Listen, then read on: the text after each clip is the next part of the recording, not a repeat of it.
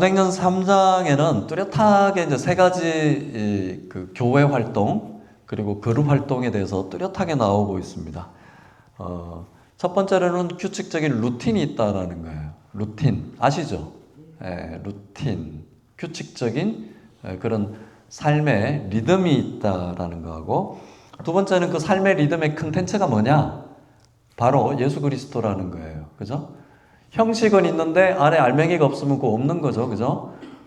우리 그리스도인이지만 삶이 따라주지 않으면 그거는 가짜 그리스도인인 거예요. 똑같은 내용이죠. 근데 그 안에 그 루틴 안에 컨텐츠가 뭐냐? 알맹이가 뭐냐? 바로 예수 그리스도라는 거죠. 그렇다면 그 예수 그리스도를 통해서 어떤 삶을 살고 있는가? 이 땅에 우리가 언약의 자손으로 살고 있다라는 요 뚜렷한 세 가지의 주제를 가지고 사도행전 3장은 기록되고 있습니다.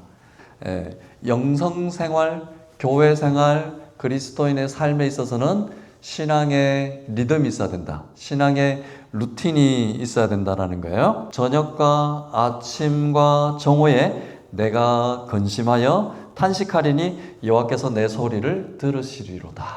이들이 정한 시간을 하나님을 찾고 그렇게 지켰다라는 것을 알 수가 있죠. 게으른 자는 아침이 와도 아침이 온 줄을 모른다라는 말이 있어요. 날 때부터 못 걷게 된 이 사람도 성전에 굳이 그 서 있는 이유가 은혜를 바랬던 거겠죠. 이 둘이가 목적은 달랐어요. 그런데 이 리듬, 삶의 리듬 덕분에 탁 교차점이 일어난 날이 이 날이라는 거예요. 베드로와 요한도 요 날만 기도하러 간 건 아니에요. 쭉 해왔다라는 거예요. 오늘은 분명히 드러나고 있습니다. 이 나면서부터 못 걸은 사람도 요 날만 간 건 아니에요. 쭉 갔었단 말이에요. 우리가 신앙생활할 때 하나님의 폭발적인 은혜의 심령, 은혜의 그런 그 폭발적인 그 능력은 어디서 나오냐? 루틴이 있어야 돼요. 신앙의 루틴. 갑자기 은혜 받는 경우도 있지만 그게 얼마나 가겠어요, 그죠? 부흥회 가가지고 은혜 받는 거 일주일 갑니까? 안 갑니다. 근데 꾸준히 신앙생활에 차곡차곡 그렇게 해왔던 사람들은요, 웬만해서도 잘 흔들리지도 않고요, 그리고 은혜 받았다고 해서 막 날뛰지도 않아요. 은혜 받아도 차분하게 그 은혜 받은 것을 삶으로 드러내는 신앙의 그런 성숙됨이 있습니다. 베드로와 요한이 가는 그 시간에 교차점에 하나님의 시간에 딱 맞아 떨어지니까 하필 이 시간에 베드로에게 하나님께서 은혜를 주셨죠. 베드로와 요한이 주목하여 더불어 성령께서 역사하시니까 더불어 함께, 베드로에게만 임했던 것도 아니에요. 성령께서 역사하면요, 이 목사에게만 역사하는 것도 아니고 성도님들에게도 역사를 해야 된다 이 말이에요. 이신전심이 돼야 돼요. 초대교회는 그렇습니다. 유무상통해서 그래서 물건을 통용했다라는 말입니다. 이게 마음이 통해야 돼요. 그죠? 그래야지 교회가 부흥을 하게 됩니다. 베드로와 요한과 더불어 주목하여 이르되 우리를 보라. 베드로와 요한은 우리를 보라라고 하는 거는요, 환기를 시키는 거예요. 근데 구걸하는 자는 5절에 한번 읽어볼까요? 시작. 온 목적도 분명히 다르고 지금 행동하는 것도 분명히 달라요.